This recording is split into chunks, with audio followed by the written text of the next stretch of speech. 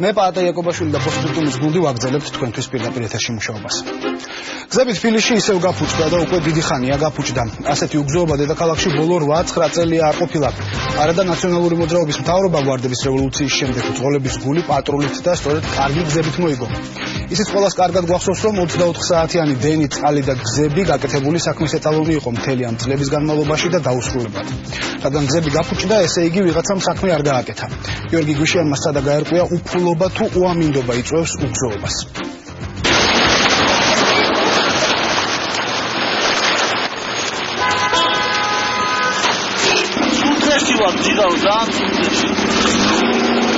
ასე ფიქრობს ყველა ის, ვინც დღეს თბილისის ქუჩებში ავტომობილით გადაადგილდება.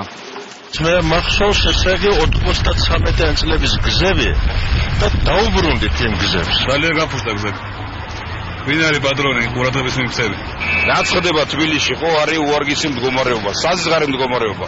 მანქანა ტირის საღამოთი რომ მივდივარ სახში. მართალი არის მოსახლეობა, გზები უნდა იყოს მოწესრიგებული, მათ დისკომფორტი არ უნდა შეექმნათ. თბილისელი მძღოლების გულის წრომას იზიარებს. თუმცა მერის კეთილმოწყობის საქალაქო სამსახურის უფროსი იმასაც ამბობს, რომ ქალაქის გზებზე შექმნილ სავალალო მდგომარეობას ობიექტური მიზეზები ჰქონდა. დეკემბრის ბოლოს, იანვარში, თებერვლის პირველ ნახევარში ჰქონდა ცუდი ამინდები, რაც აბსოლუტურად ამ თვენახევრის 2 თვის განმავლობაში ჭამდა ასფალტს, ორმოებს აჩენდა და ჩვენ არ შეგვიძლია ფიზიკურად გვემოქმედა. მერის ეს უმოქმედობა, როგორც 13 წელს, ასევე 14 წელს, ჩემთვის მაგალითად ამოხსნელი თემაა, იმიტომ რომ პირდაპირ ვთქვათ, ეს გაურკვეველი ფული დევს და უნდა შეკეთდეს, მაგრამ მეორე მხრივ ამის უკან გარკვეულად მე საბოტაჟსაც ვხედავ. გარკვეულ პოლიტიკური, ასე ვთქვათ, ქვეტექსტებიც იკითხება. პოლიტიკური ქვეტექსტები, რომელიც დაუგებელ თუ შეუკეთებელ გზებზე იკითხება, ჯაბა სამუშიას აზრით ერთ მოკლე ტექსტურ შეტყობინებად ყალიბდება. და ეს არის ძალიან მარტივი მესიჯი. თბილისის საკრებულომ არ მიიღო ბიუჯეტი და ამის გამო ჩვენ ეს მდგომარეობაში ტყუილია. და მე გივამობ ხაზგასმით, ეს არის ტყუილი და ეს არის საბოტაჟი მერის მხრიდან. ბიუჯეტის დაუნტკიცებობა, ჩვენი დღე გამოშვები დაბარებები ემსახურებოდა ზუსტად ამას, რომ ჩვენ არ ყოფილიყავით ეფექტურად, ჩვენ ყოფილიყავით ნაკლებად კონცენტრირებული საქმეზე, რომ აი ამ საუბრის საშუალება მისცემოდა საკრებულოს უმრავლესობას, რომ თითქოს ჩვენ არ ვართ დაინტერესებული, თითქოს ჩვენ უწყობთ საბოტაჟს. ვის? თბილისელებს? უხერხულია ამაზე საუბარი. თბილისის მერის ქმედების აღწერისთვის ტერმინს, რომელიც სამუშაო შესრულების გარეგნული ფორმების დაცვით საქმის წინასწარ ბოროტი განზრახვით ჩაშლას, ფარულად მისთვის ხელის შეშლას ან დაბრკოლების შექმნას გულისხმობს. ამ კვირას არა მხოლოდ საკრებულოს წევრები იყენებდნენ. ეს პირდაპირ საბოტაჟია, სხვა შეიძლება მოსწოდა. მთელი წლის განმავლობაში არც ერთი გზა არ შეკეთებულა. ეს შეგნებულად ხდება ალბათ. მართლა ძალიან მწუხარო პრემიას ატყუებენ, ვინაიდან 300-ზე მეტი ქუჩაა გაკეთებული, 30 მილიონი არის დახარჯული. ასფალტის სისქე და მისი მდგრადობა, რომ პირდაპირ კავშირში ადგილობრივი თვითმმართველობის წელს დაგეგმილ არჩევნებთან პოლიტიკოსების მიერ გაკეთებული ეს განცხადებებით ცხადყოფს. მე ვფიქრობ, რომ ჩვენს მეგობარს დათონ არმანიას ძალიან ბევრი საქმე ექნება.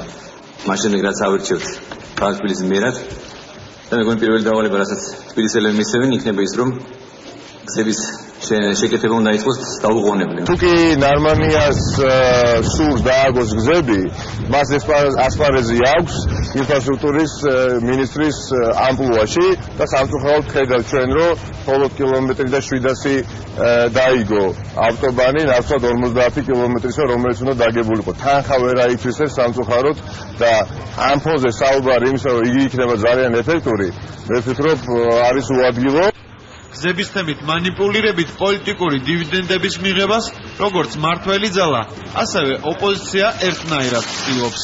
ეს თემა უნდა ყოფილიყო დომინანტი საარჩევნო სიტუაციაში. თქვენ არ იღებთ ბიუჯეტს, აი ნახეთ გზები რა მდგომარეობაშია. 4 თვის წინ მოხდა თბილისის მერის უკანონო გადაყენება, რამაც ბუნებრივია მთელ სისტემაში შექმნა მარტივად რო ვთქვათ დისკომფორტი. მნიშვნელოვანი ფაქტორი ასევე ბიუჯეტის არ ქონა და ასევე უმნიშვნელოვანი ფაქტორია ის, რომ მერის ყველა თანამშრომელი ერთი რომ არ ყავთ ხელმძღვანელი და მეორე ის, რომ ყოველდღიურად იბარებენ დაკითხვებზე, ყოველდღიურად ატარებენ პროკურატურაში, ფინანსურ პოლიციაში და სხვადასხვა სამსახურებში. ამ ხალხმა გზები უნდა დააგოს ასფალტზე, თუ ფინანსური პოლიციისა და პროკურატურის თანამშრომლებთან უნდა აბაროს ანგარიშები, დღემდე არ აქვს გარკვეული. კაცმა ზამთარმა სავალალო კვალი არა მხოლოდ თბილისის ქუჩებს დაამჩნია. ასფალტის საფარის რეაბილიტაცია მთელი ქვეყნის მასშტაბით არაერთ მონაკვეთზეა აუცილებელი. იქ სადაც სამუშაოები ჩატარდა, ფული იყო და დაიხარჯა. იქ არის პრობლემა, იქ არის დაშვებული შეცნობა, იქ არის ასე ვთქვათ უხარისხო გაკეთებული გზა და ამაზე ვინ აგებს პასუხს? ახალ დაგებულ გზებზე დაწყებული რამდენიმე თვიდან 5-6 წლამდე წვიმისგან და ყინვისგან დაზიანებული ორმოები არ გვხდება ქალაქში და ეს არის სიცრუე. ძირითადად ორმოები ჩდება იმ გზებზე, რომელსაც უკვე ექსპლუატაციის ვადა გასულებს. საქართველოში საავტომობილო გზების მთლიანი მოცულობა 20,000 კილომეტრია. აქედან ინფრასტრუქტურის სამინისტროს საავტომობილო გზების დეპარტამენტის კომპეტენცია მხოლოდ 7,000 კილომეტრიან ზოლზე ვრცელდება. იმ გზებზე, რომლებიც ჩვენ გვეკუთვნათ, ცალსახად მინდა ვთქვა, რომ ნამდვილად მიმდინარეობს ადრეული გაზაფხულიდან სამუშაოები, ეს იქნება ორმოების შევსება თუ შემდეგ კაპიტალური მშენებლობა ამ გზების, რაც უდავოა. რაც შეეხება ქალაქებს, აქ როგორც აღნიშნე, პასუხისმგებლობა ჩვენი არ არის. თბილისის ქუჩების რეაბილიტაციაზე ამჟამად ტენდერში გამარჯვებული 5 კომპანია ზრუნავს. ბიუჯეტიდან კი არსებული პრობლემების მოსაგვარებლად წელს 27 მილიონია გამოყოფილი. დაახლოებით 3 კვირაში. იმ შემთხვევაში თუ არ გადაება ერთმანეთს ნალექიანი ამინდები, ჩვენ ფაქტიურად უმეტესობა ამ პრობლემებისას გადავწყვით. ორ თვეზე მეტია რაც თბილისი მერის გარეშეა დარჩენილი.